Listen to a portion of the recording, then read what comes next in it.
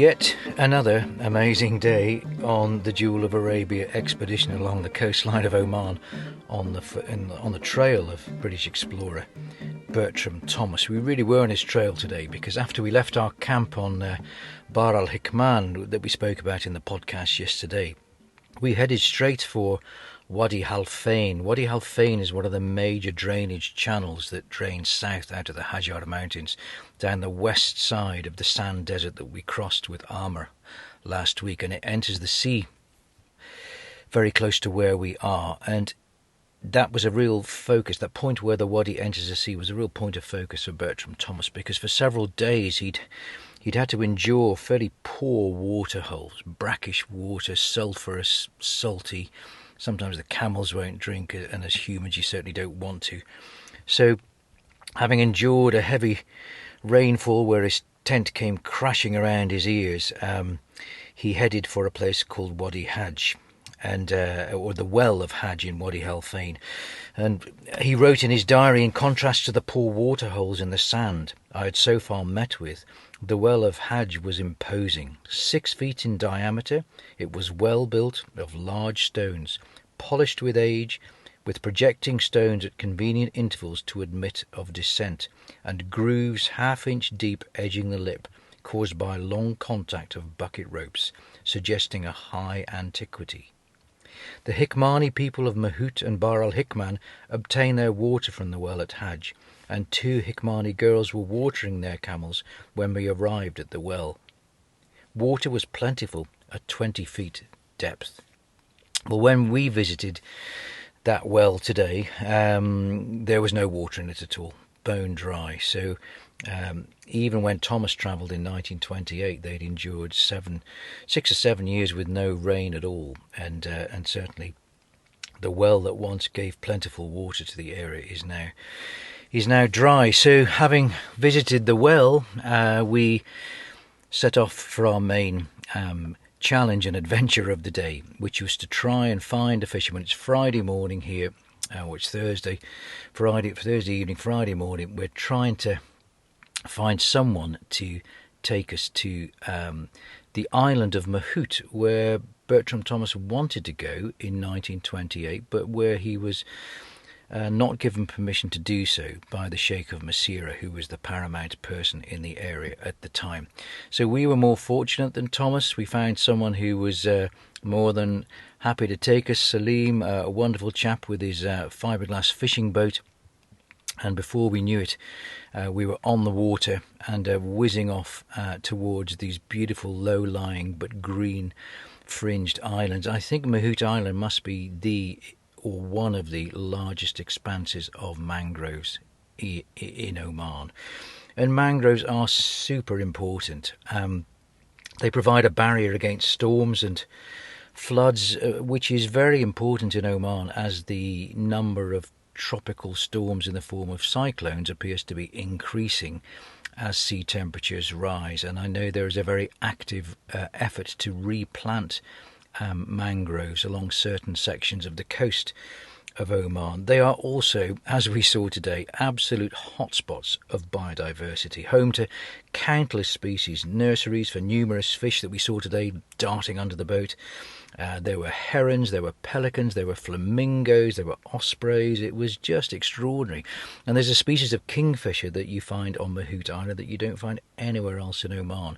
The rather reclusive collared kingfisher, so reclusive that we didn't see it at all. But it is a home to the collared kingfisher.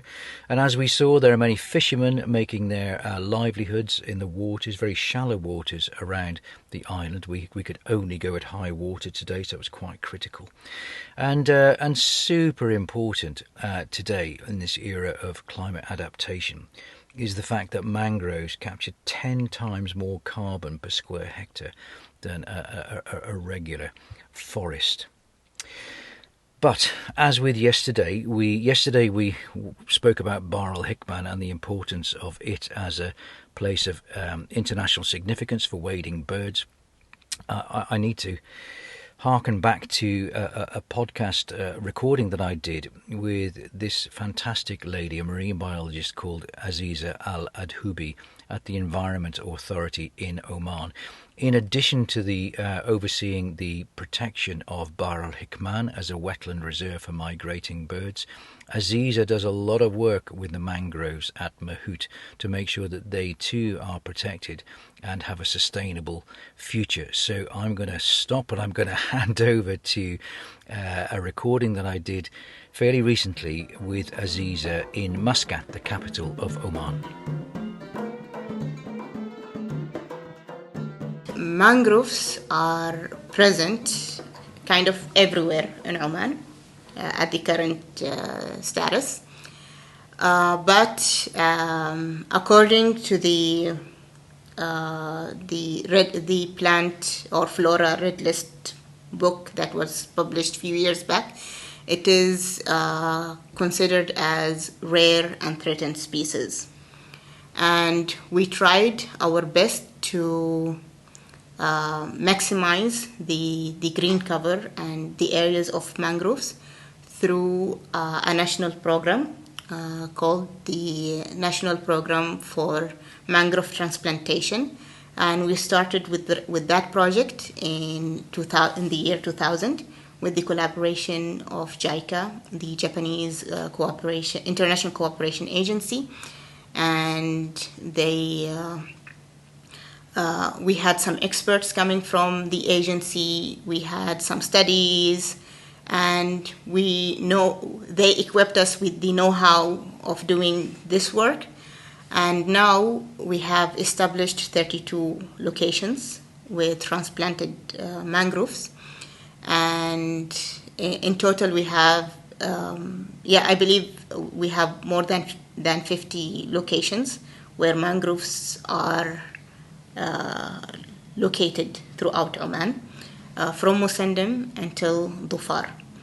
And Mahoot Island is a natural mangrove location, and it is the largest natural habitat or natural mangrove forest in Oman. Oh, great. So Yeah. that'll be special to see that. If I have the calculations right, I believe it is more than 150 hectares. Fantastic. Yeah. Oh, well, I look forward to seeing Of it. mangroves. Yeah. On Mahoot. Yeah, in Mahoot Good Island. goodness, I didn't realise that Mahoot was that big. So that's great. So something for me to look forward to is seeing them.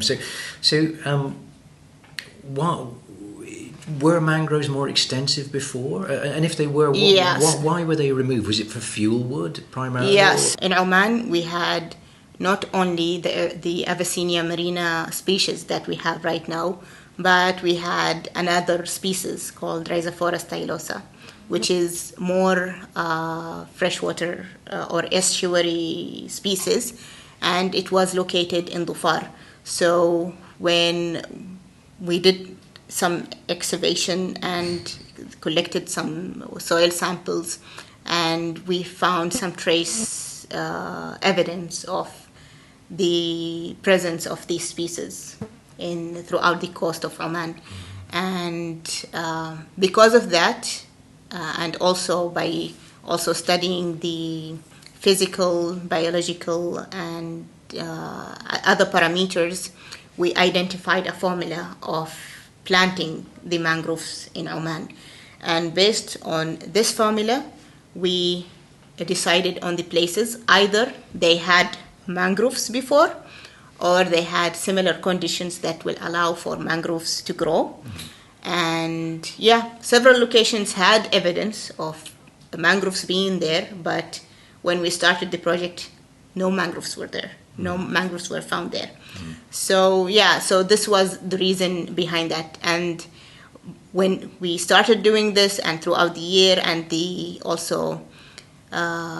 we are communicating with other regional parties and also international parties, we find out that mangroves has also other benefits than the greenery and the nursery and the habitat.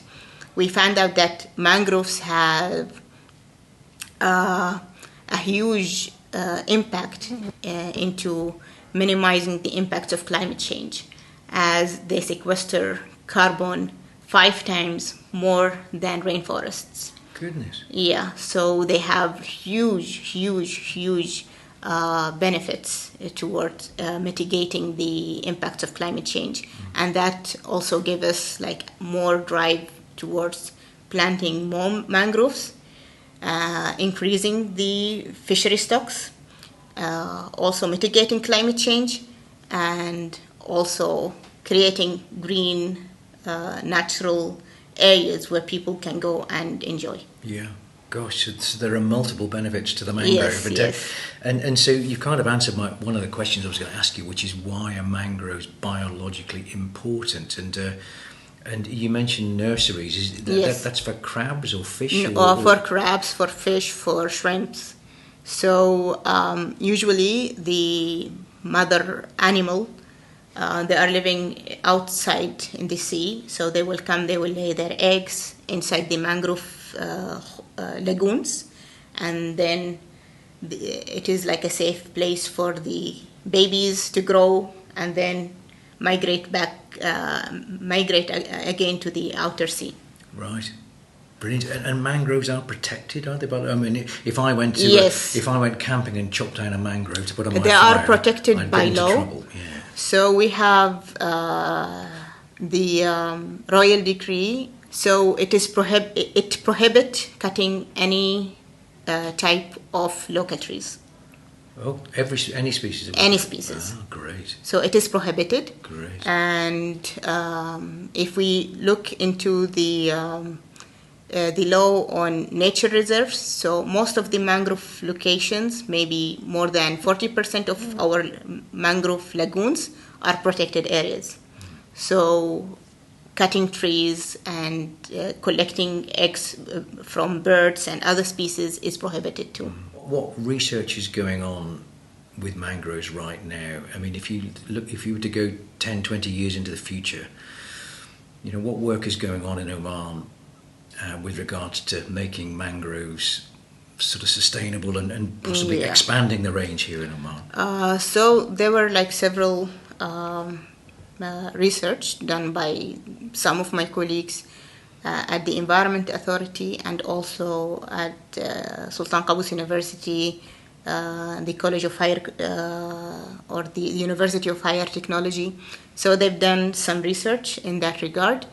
One of my colleagues, she's doing a project regarding the pollutants and microplastic in mangrove ecosystem. And also I'm working with my supervisor into in a research in regard to the distribution, the impacts of high sea level rise on the mangrove ecosystem, and we are projecting that through modeling software into future scenarios related to climate change and other technical stuff. So this is a research that I'm working with my supervisor on right now. And also there are some projects have been done into like specific locations with mangroves by collecting some data in regard to the habitat distribution and also the efficiency of or the capacity of the wetland in regards to specific species or specific habitats. Yeah, I mean they're a bit of an iconic species, aren't they, of the plant world? And Aziza, I just want to say thank you so much, because normally with people who I chat to on these podcasts, I send them a few questions in advance and they can prepare, but I didn't send you anything. Nothing. And Aziza, I can assure you, has spoken from the heart, as I knew she would, because she's super knowledgeable. So thank you so much for your time. Thank you very much.